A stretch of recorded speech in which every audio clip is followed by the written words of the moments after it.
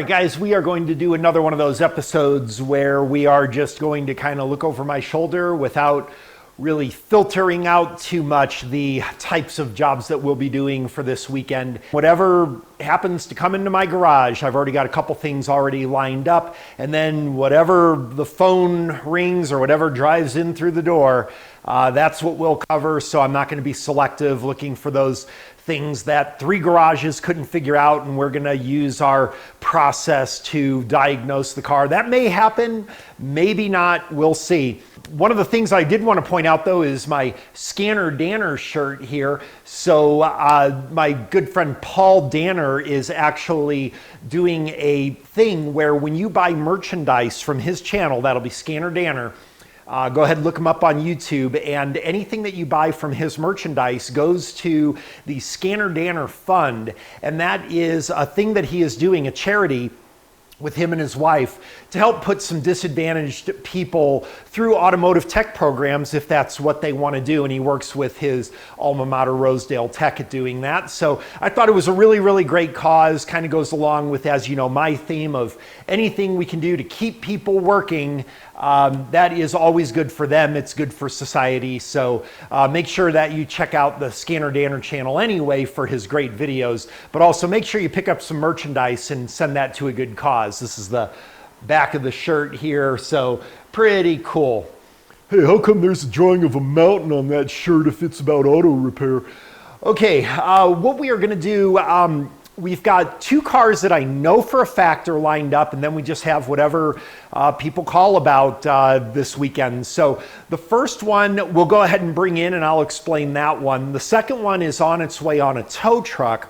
Not exactly sure what's going on, but they say when they start the car up, it makes a really loud rattle sound from the engine, and then it apparently goes away after a while. And then the other thing is that it's got some kind of issue where the guy's English is a little broken, but it sounds like something where the steering locks up and it's not safe to drive, and that's the reason it's coming on a tow truck. I don't know if that's a steering thing or a suspension thing or what that'll be. I try not to poison my well too much with thinking of what are the possibilities.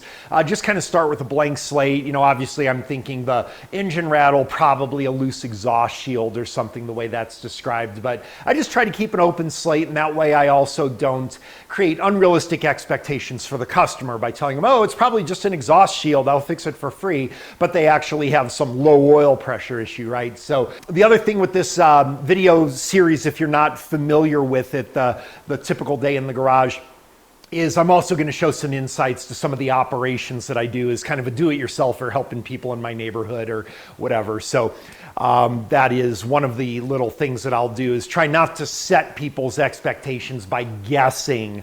I always just say, let me take a look at it and I'll tell you what it is, but I try not to guess over the phone very much. All right, let's go ahead and bring in our first vehicle that's already here, and maybe this will be familiar to you. All right, if this car looks familiar to you, then good for you. Yes, maybe you even remember it doesn't have hood shocks. I remember that now.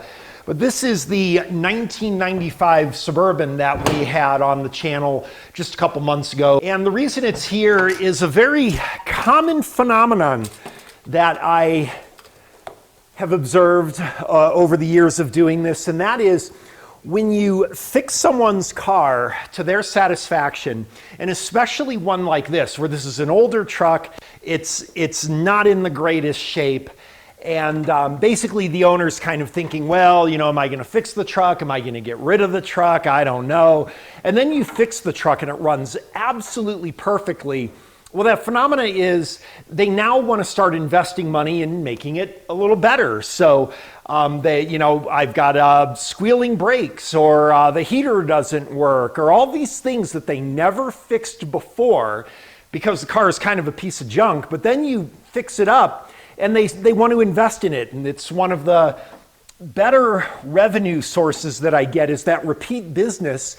After you fix the major repair, customers now want the smaller things done. And that's exactly why this truck is here. So it is not a comeback, it is repeat business. And I see this all the time, that people are about ready to get rid of the car And then once you fix it to their liking, they now want to keep the car and make it more comfortable. So what we are going to do here is, because of that issue that we found in the first video, I very, very strongly recommended that this guy gets spark plugs and wires, because the high resistance in the secondary ignition is most likely the reason for his failure in the first place. And the guy agreed, now that he wants to keep the truck, that he wants to do that preventive maintenance.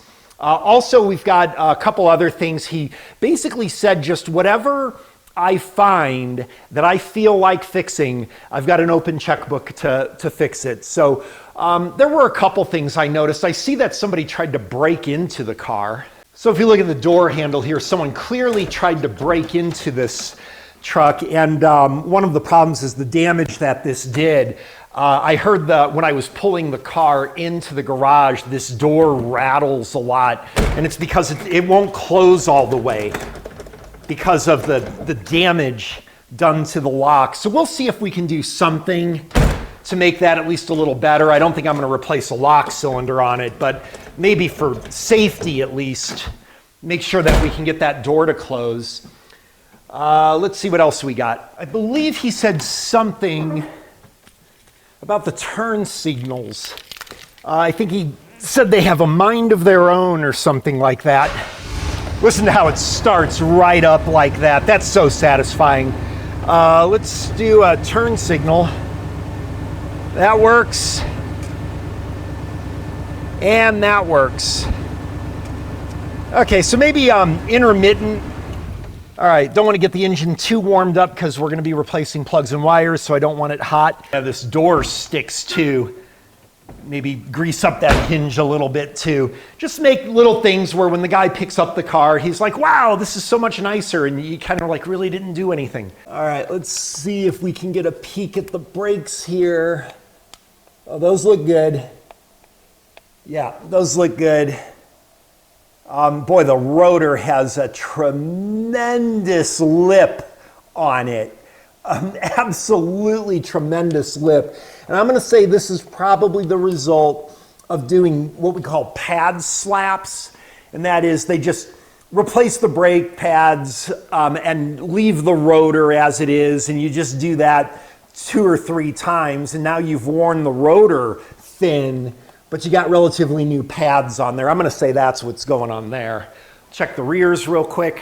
Oh yeah, of course, the rears are going to be drums, so I'll have to take that off to take a look. As you can see, a lot of what I do is very, very, very different than what you typically see with the videos on the channel with, higher tech diagnostics and electrical and stuff. I still do a reasonable amount of this stuff just because I kind of like doing it, and it just really helps these people out. This guy's just trying to stay consistent at work, so we're going to help him out. All right, during that last segment, my phone was ringing, so let's see what we've got here, because usually what this is on a Saturday morning like this will be somebody either from O'Reilly's that I work with. I want to talk about that in just a second. It's another little tip for you guys that kind of want to do what I'm doing on your own, and I've got some advice for you on that. Or it's somebody who visited the O'Reilly's and they gave him my number. That's usually what it is. So let's take a listen to the voicemail here. Hey, Matt, my name is Arnold. I was calling you in regards to, I heard you was a mechanic. I got your phone number from a good friend of mine named Juanita. Hey, Juanita. And she told me that you might be able to help me in my situation. If you can give me a call at 720, and I can further explain what my issue is or problem is with my car. Thank you. All right, well, that was very cryptic. So let's just go ahead and see what's going on here, and maybe we'll work him in this weekend. Hey, Arnold, this is Matt. Hey, how you doing, man? Doing very good. A friend of Juanita's is a friend of mine, so what can we do for you? Well, I'm having some issues, man, and it's crazy how things happen on days that you don't want them to happen. Indeed. Long story short, man, is I was driving my truck, and everything was cool. I've always had a sound like almost like a humming sound, almost sound like it's coming from my wheels, my like not axles, but you know, in that area. I know enough about cars and been fixing them myself. Let me see. So like when I turn the corner, like left or right, I hear like a grinding, a grinding and a whining. Okay. So someone was like, yeah, you might want to check that. Your wheel bearings might be going out. So I was like, oh, okay, cool. It was like, but it's not like crazy important as of right now, but just keep an eye on it. I said, all right, cool. Anyway, day before yesterday, I was driving. I drove all the way to Flatirons Mall. I had to do some work out there. And I kind of heard something whining and, you know, kind of almost sound like it was popping. Like I was just kind of running over something, like something was stuck in my tire wheel. I was like, maybe it'll just come out. Anyway, I went, achieved my task, and got ready to come back home. Before I got on the highway, I heard something pow, like popping, like grind. Wow. And it almost sounded like I hit something in the road. You know how you hit like a piece of metal or something? Sure. And it sounded like it, yeah. So I'm like, I think I can make it home. Do you think not? So I'm like, okay, let me just turn in this parking lot. So boom, I turn in the parking lot. And as I'm turning in the parking lot, it feels like something is pulling me from being able to go. At the same time grinding. So I'm like, what the hell is this? So I pull forward and it's still grinding. I back up, it's still grinding. And I'm like, something is stuck. Almost like it won't let me go. So then I pop the hood. I don't see anything leaking. I don't see anything in my fan. I don't see no belts broke. I don't see none of that, right? I get underneath the truck and I look at my axles and my wheel well. I don't see anything that's obstructing anything, right? So I'm like, what the hell is this? Never encountered this before. So then I call around. I'm like, man, I was like, well, your transmission might be slipping. I'm like, nah, because I can put it in first gear. I mean, I can put it in drive. I can put it in reverse, all that. Okay. So I'm did you try anything like jacking the car up and just seeing if the wheels will spin freely or anything like that? No, I have not jacked the car up. Yeah. Just an idea. Okay, no, I have not done that. I did buy a jack. Can I put you on a... Sorry. No, never mind. Let me see. So I bought a jack a couple years ago because my other jack broke to lift up my car. I have a Chevy Avalanche. All right. So the jack that I have is not going to work, so I haven't jacked it up. Anyway, I told a friend of mine to come pick me up. They picked me up, and I let them hear it. And it was like, oh, that's your rear differential. And I was like, nah. It was like, yeah, I had that problem similar to that. And that's what mine kind of sounded like. I was like, oh, okay, cool. Yeah. So I called their dad. I'm like, yo, is this it? And he was like, yeah, man, that sounds like your rear differential either is going out, obviously, or went out. So I was like, oh, and it was like, it's kind of an easy fix if you know what you're doing, which I kind of do. He said, you just take that plate off and you whatever, put that on, and then, you know, put it back in. So I'm like, oh, okay, cool. So I went to go buy the part, and they're like, oh, you need to know what size it is. So I was like, oh, damn. So I didn't take on that task. All right. And I need an estimate and possibly getting it fixed. Can you help?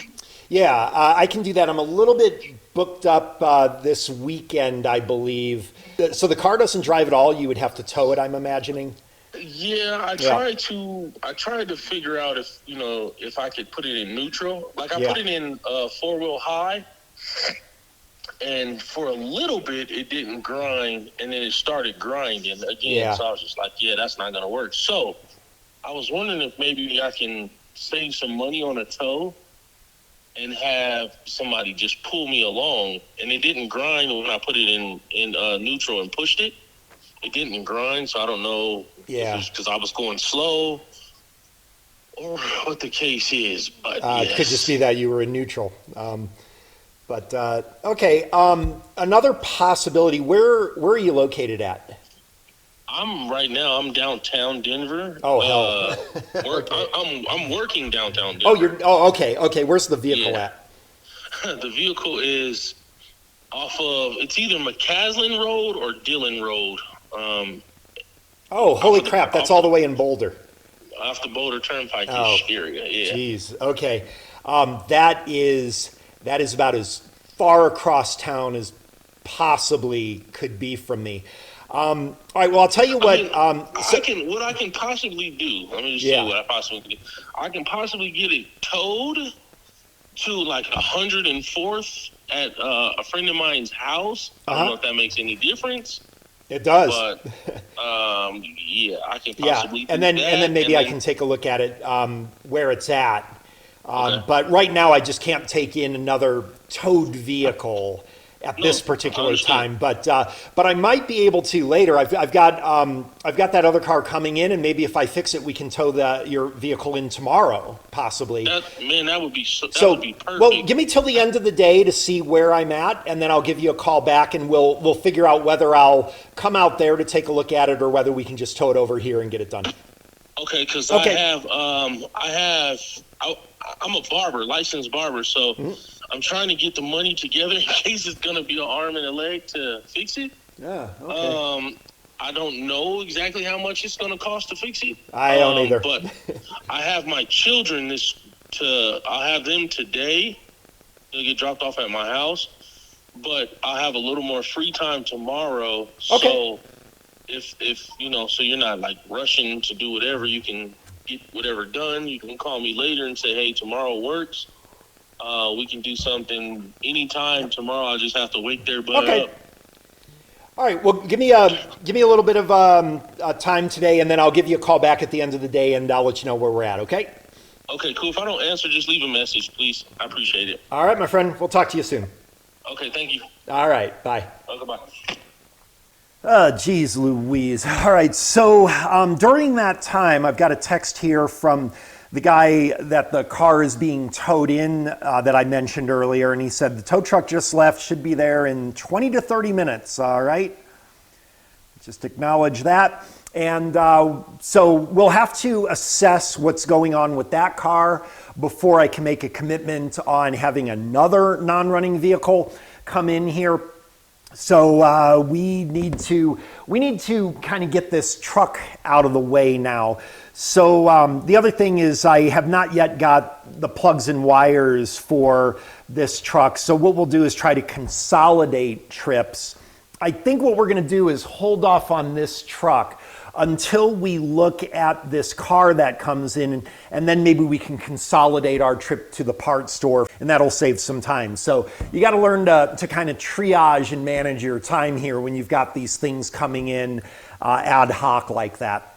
All right, got to protect my nice new Scanner Danner shirt, so I'm going to cover it with my Disgruntled Mechanic shirt from my friend Mike over at the Disgruntled Mechanic channel, so I don't ruin my nice Scanner Danner shirt.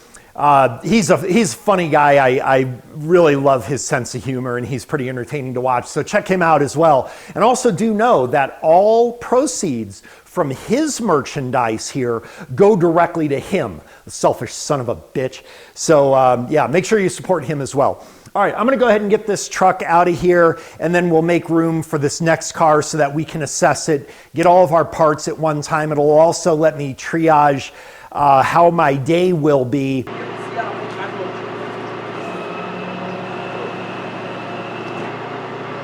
All right, while they're unhooking that car up there, I see I got another text here. This is from Ike. Oh, Ike.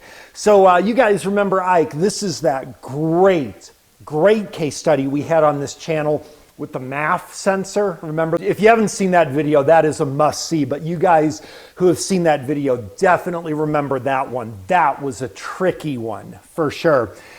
He says his wife's coworker has a car that needs shocks and struts. Would I be willing to do that? Can I give her your phone number? Yes, you may give. Okay, we'll work that out. As you can see, you can actually really make a business out of this if you wanted to. Now I've got my regular full-time job, but one of the things is I don't want to be doing shocks and struts and brakes and all that stuff all day. I really just don't enjoy that so much. I really like the diagnostics more. So if I have time, I'll go ahead and maybe work that in, and you make a few extra bucks, whatever. But in general, I really kind of shy away from doing that kind of manual labor type stuff anymore. I'm old now. So all right, let's see if we can get this car in here. I know I'm going to have to go jump start it. All right, out of habit, I just happened to turn the key off, and now the car won't start again. Wanted to get a listen. It sounded to me like an exhaust leak, if anything. It wasn't, I wouldn't describe this as a loud, rattling, clanking, clattering sound by any means. It sounded a lot more like just an exhaust leak, but now, of course, got to charge up the battery. So I'm going to charge up the battery a little bit. We'll get the car up in the air, and then we can get a better look at the sound. And also, I can tell that there is a little bit of a binding, a catching with the steering. It feels suspension related, but there's something catching when you turn the steering wheel, maybe like bad ball joint or something. So let's go ahead and charge this car up a little bit.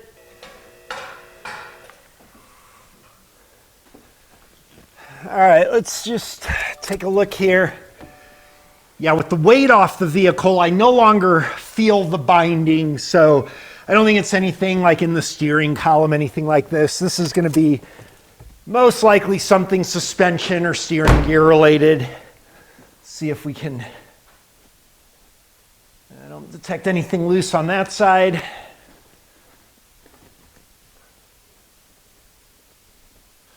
Nothing on the other side.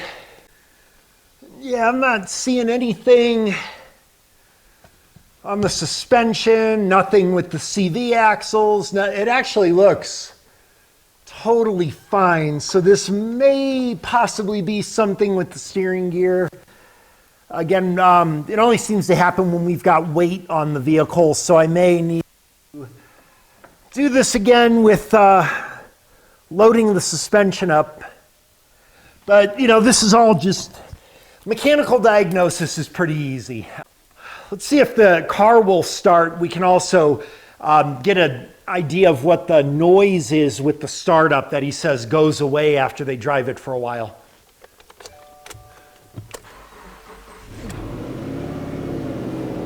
All right. Yeah, you can definitely hear clear exhaust leak. Sounds like maybe from under the vehicle. Let's go take a look. Yeah, I can hear it somewhere around in here. It sounds like it's coming from exhaust manifold. It's already getting quieter.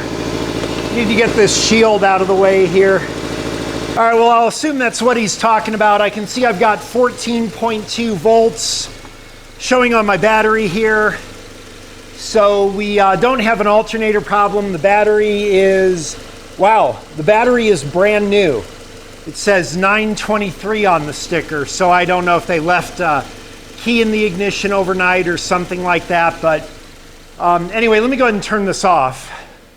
And let me go ahead and get that splash shield off. We'll see if we can find this exhaust leak. And then also maybe I'll have to have Vicky help me by turning the steering wheel, and we'll see what's going on with that steering kind of catching. All right, we can get a better look here now. And boy, it sounds like an exhaust leak, but now that I'm down here, actually, there's no exhaust leak here. And this may be an internal engine thing. This very well may be. No, I hear it. I don't know if you guys will be able to. It sounds kind of like an exhaust leak, but it sounds also like a clogged catalytic converter too. Let me add some RPM to it. We'll take a listen. Yeah, see if you can hear that.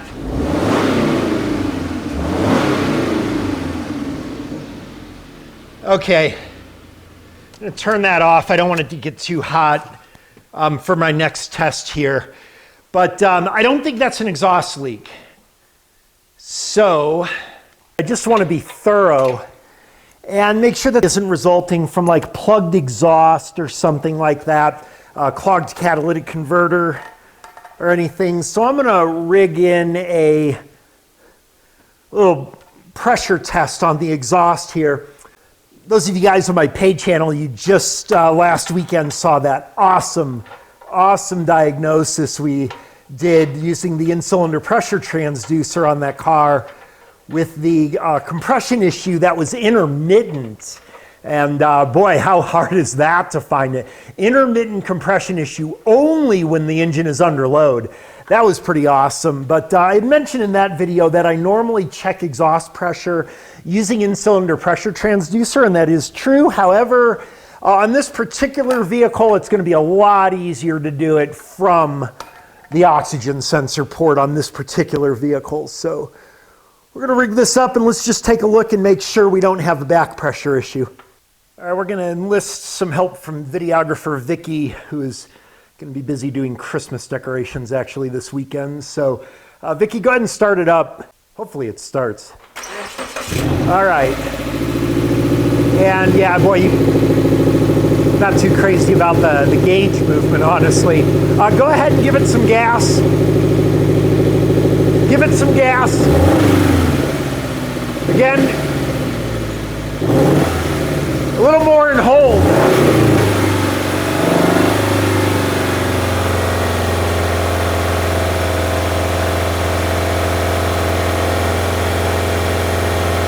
Okay, stop.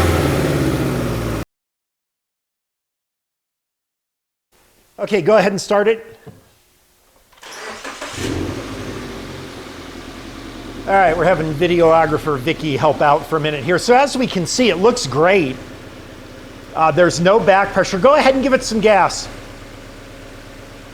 Kind of like 2,000 RPM and hold. Yeah, we got no back pressure. All right, let go. Kind of snap the throttle all the way down for just half a second and let it go. Yeah, like that. I don't know if you guys can hear it, but that absolutely sounds like an exhaust restriction. Go ahead again. One more time. Okay, go ahead and bring the RPM up to about 2,000. A little more. A little more. All right, let go. All right, just let it idle. Now let's go back under the car. Go ahead and give it 2,000 RPM. Yeah, I don't feel or hear. Go ahead and let go. Any exhaust leak here. This may be a little bit of a problem, but this is not, boy, it sounds like a clogged muffler or clogged catalytic converter, but as you can see, it's clearly not. I'm almost wondering if we may have a valve problem or something, possibly timing, but we don't have any check engine light. Bring the RPM up to about 2,000 again. Just checking.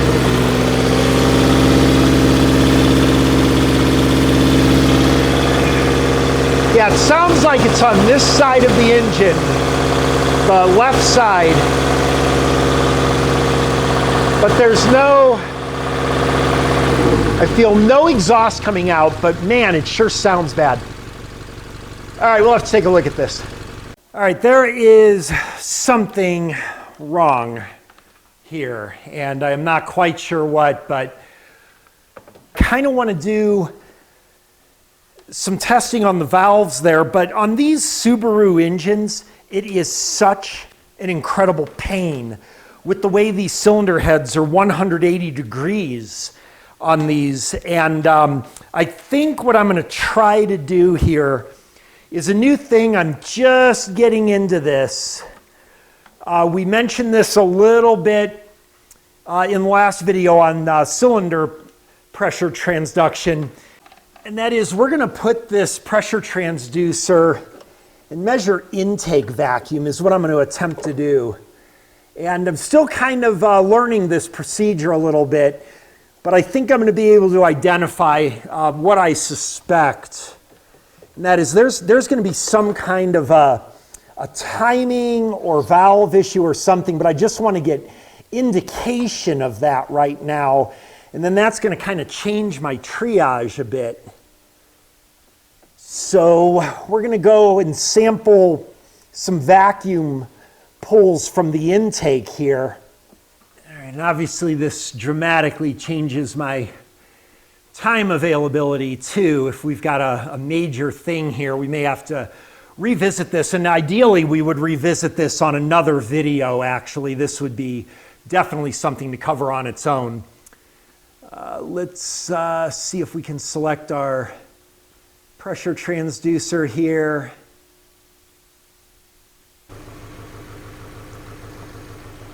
Okay, something like that, yeah, and I'm not liking that at all. We'll go into this at some point, but what we're looking at here is intake pulls or draws. So what we would do is line this up kind of like we would do with the compression test with a firing event, but it's just important to remember that your firing event is going to be way after the peak here because that's your peak intake draw that we're doing. So that's on the intake. Your firing isn't until long after that when you're almost at top dead center on the compression stroke, right? So we will have to figure that out. Right now it sounds better than it did earlier, but I do believe this engine has an issue, so we'll have to probably revisit this in a little bit. And now I want to kind of get that truck done first because we want to get that out of the way, and then this is going to take me a little time to analyze. Yeah, this will be a good one to revisit for sure. See if we can get a cranking pressure here.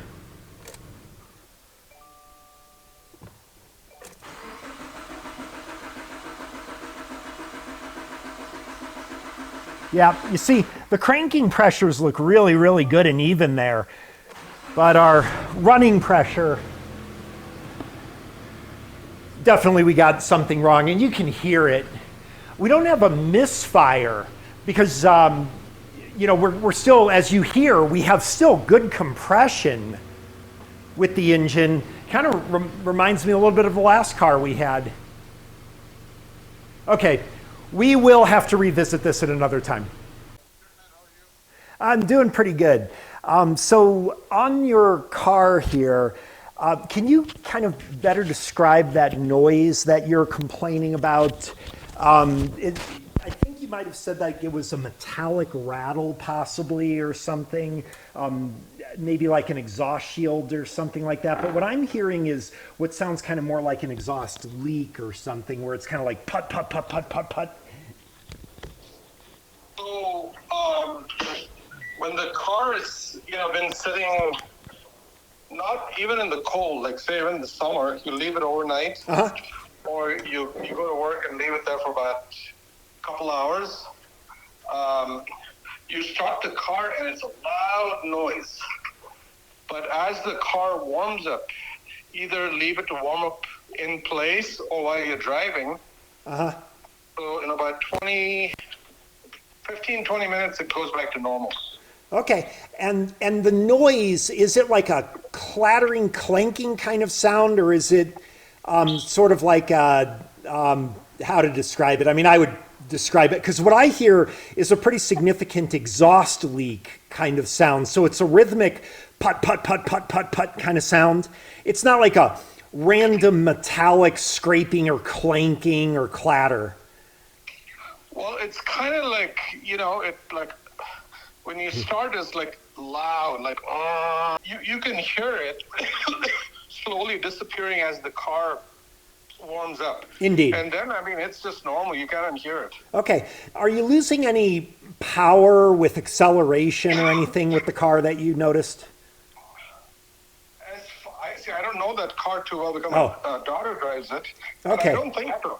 All right, well, one of the things you see is that on these noise complaints like that, how difficult it can be, especially from customer to customer, if they're not familiar with an exhaust leak or an exhaust restriction, to describe the sound effectively enough that you're comfortable that you're talking about the same thing. I've been running this engine a while now, doing all these tests and everything. The only thing I hear is an abnormal exhaust note. What I'm going to do is get the spark plugs and wires done on that truck. All right, I did make a run up to O'Reilly's real quick just to get the plugs and wires for this truck. Wow, they are ratty. This truck looks like these have never been changed. Let me get a look at those plugs. I'll read those plugs. I'll tell you what's wrong with this car right there. Yeah, that is a gigantic gap. The gap is only supposed to be 0.035 inches. I can tell you that's almost twice that just looking at it.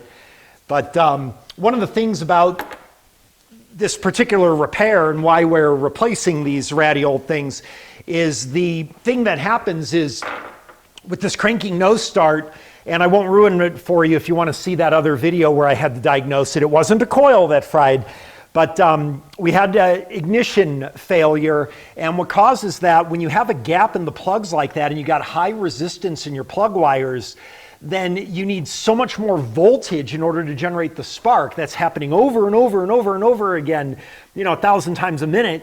And eventually you're going to fry your ignition system with that. So when you replace the ignition components like we did to fix the truck, you've got to do the plugs and wires, because otherwise you're going to quickly have the failure happen again. So that's why I'm doing that.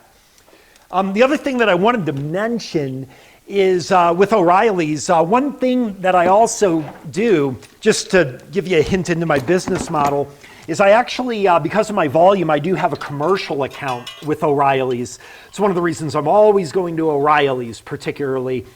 And they give me a commercial account, and one of the things I can do is charge the customer the off-the-shelf price that they would pay normally from O'Reilly's, but then I, of course, get the commercial discount, and I can retain that difference as part of my payment to help keep my hourly prices lower. I can make it up sometimes in the parts.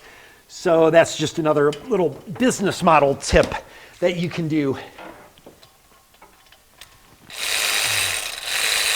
And everybody wins with that. The customer's fine because they're not getting overcharged for their parts. They're paying what they would anyway.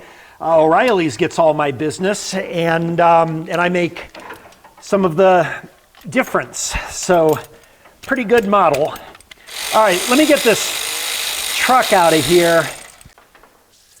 All right, almost done here. One of the things I wanted to mention, I actually did drive that Subaru up to the O'Reilly's, and what I can tell you is that, much to my amazement, where does this go? This goes right here. Much to my amazement, the engine really smoothed out after I drove it for a while. After a couple miles or so even, it really smoothed out. It no longer had that muffled sound. It certainly felt really good. I'm almost convinced that our vacuum test would have shown that it would have been perfectly normalized between all cylinders, as a matter of fact.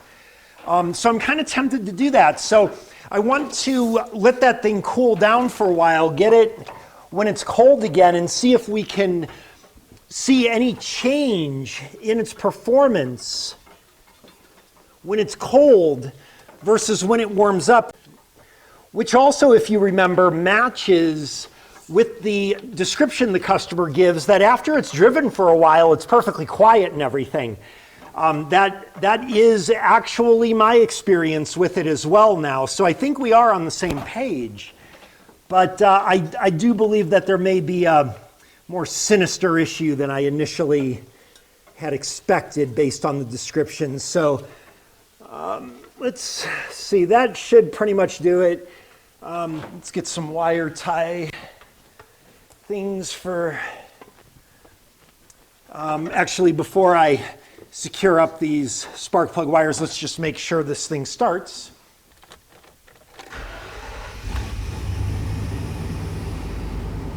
Yep. All right, so we are just about done with this one.